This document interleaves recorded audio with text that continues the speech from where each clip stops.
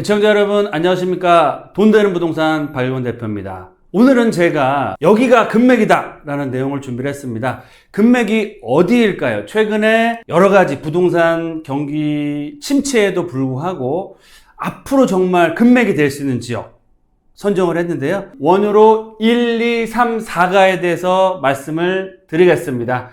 서울의 중심은 어디죠? 바로 용산입니다. 용산의 중심축이 용산 민족공원이 자리를 하고 있는데요. 용산의 가장 큰 핵심 포인트 바로 용산 역세권과 용산 국제업무단지라고 할 수 있겠습니다. 바로 원효로 1, 2, 3, 4가는 용산 국제업무단지의 배후 주거단지다 라고 보시면 좋겠습니다. 바로 용산역이 있고요. 바로 국제업무단지, 지금은 방치되어 있지만 올 하반기에 서울시와 코레일에서 협의를 끝내고 본격적인 개발을 발표를 할 예정이고요. 내년부터 착공에 들어갈 예정입니다. 지금 기반 공사는 하고 있다라고 보시면 좋을 것 같고요. 말씀드린 것처럼 원효로가 어디다? 바로 이쪽 용산 민족공원의 서측, 그리고 용산 국제업무단지의 서북 쪽이라고 보시면 좋을 것 같습니다. 용산 국제업무단지의 배후 주거단지, 바로 길 하나만 건너가면 바로 붙어 있다라고 표현할 정도로 가까이에 위치하고 있기 때문에 향후 용산 국제업무단지가 개발이 됐을 때 가장 큰 수혜를 얻는 지역이 바로 어디다? 원효로 라인이다 라고 보시면 좋겠습니다. 두 번째로 원효로 1, 2, 3, 4가가 개발이 됐을 때 정말 매머드급 대단지로 개발이 될 수 있습니다. 원효로 1가, 원효로 2가, 원효로 3가, 원효로 4가 이렇게 되어 있는데요. 원효로 1가, 2가, 3가, 4가 모든 지역이 한 군데도 빠지지 않고 개발을 추진하고 있습니다. 따라서 이 원효로 1, 2, 3, 4가가 개발이 된다라고 했을 때는 제2의 한남 뉴타운이 될 정도로 거의 7, 8천 세대 이상이 될 수 있는 어마어마한 매머드급 단지로서 새롭게 탄생할 수 있는 지역이 어디다? 바로 원효로 1, 2, 3, 4가다 라고 보시면 좋겠습니다. 마지막 세 번째로요. 구역별로 원효로 1, 2, 3, 4가 지역별로 해서 개발 방식이 굉장히 다양합니다. 개발 방식에 대해서 잘 아시고 투자를 하셔야 될 것 같고요. 개발 방식에 따라 앞으로의 사업 속도, 또 권리 산정 기준이라든지 이런 것들이 다 틀리기 때문에 그런 것들을 다 체크하시고 저와 함께 공부하시면서 원효로에 대해서 잘 아시고 투자의 기회를 잡아보시는 것도 좋겠다라고 말씀을 드리겠습니다. 투자 상담은 02-749-6301 선착순 예약제로 운영이 되고 있습니다. 나를 위해, 내 자녀를 위해 바로 전화주세요. 네, 그럼 여기가 금맥이다. 원효로 1, 2, 3, 4가에 대해서 상세하게 좀 설명을 드리겠습니다. 원효로 1가 위치를 말씀을 드리면 하단부 쪽으로는 효창공원 압력 6호선이고요. 그리고 바로 우측편으로는 1호선 남영역과 4호선 숙대 입구역을 도보로 5분 10분 안에 다 이용할 수 있습니다. 그래서 전체 단지를 기준으로 했을 때 트리플 역세권이다 라고 보시면 좋을 것 같고요. 원효로 1가의 가장 큰 장점은 뭐다? 개발이 됐을 시에 대규모 세대로 될 수 있습니다. 지금 개발 추진하는 면적 여기 보이시죠? 요 사이즈가 구획이 바로 원효로 1가가 추진하는 지역인데요. 앞쪽 대로변 라인은 반대를 많이 하셔서 빠졌고요. 뒤쪽 블록에 주거단지 위주로 해서 개발이 된다라고 보시면 좋을 것 같습니다.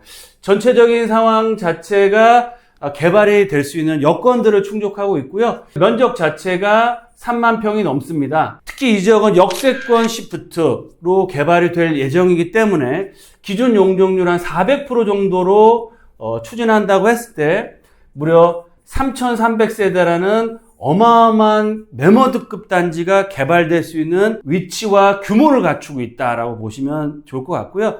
특히 주민들의 동의율도 굉장히 높습니다. 지금 거의 70% 가까이 동의를 해서 구역 지정을 받기 위해서 용산구청에 지금 신청을 한 상태고요. 아마 올해 안에 구역 지정 심의가 떨어지지 않을까라고 보여집니다. 구역 지정이 떨어짐과 동시에 개발 속도는 점점 더 더욱더 빨라질 수 있는 그런 상황이다라고 말씀을 드리겠습니다. 두 번째로 그럼 원효로 2가는 정말 탁월한 입지적인 조건을 갖추고 있습니다. 효창공원 압력과 딱 붙어 있을 더블 역세권역의 그런 뛰어난 역세권의 가치를 갖추고 있고요. 또 평지입니다. 그래서 중간중간에 파란색으로 보이시는 신축들이 좀 많이 나와 있긴 하지만 재개발을 추진하지 못할 정도는 아니다라고 보시면 좋을 것 같고요. 본 지역 동안 면적 자체가 약 한 27,000평 이상 되기 때문에 개발이 됐을 시에는 매머드급 단지로 개발이 될 수 있는 장점을 갖추고 있습니다. 하지만 원효로 2가 용문동을 투자를 검토할 때 확인하셔야 될 게 뭐냐면 이쪽은 민간 방식의 재개발 방식이 아니고 공공주도 방식의 공공역세권 개발로 추진이 될 예정입니다. 작년 1월 달에 일단은 선정이 됐고요. 지금은 거래가 거의 없는 상태입니다. 왜 그러느냐? 아시는 것처럼 공공 방식의 재개발을 한다고 하면 민간이 아니고 SH나 LH공사에서 토지를 수용해서 감정평가를 하고 거기에 따른 아파트를 주고 나머지는 용적률을 높여서 임대아파트를 공공으로 기여를 하겠다라고 해서 추진하는 방식인데요.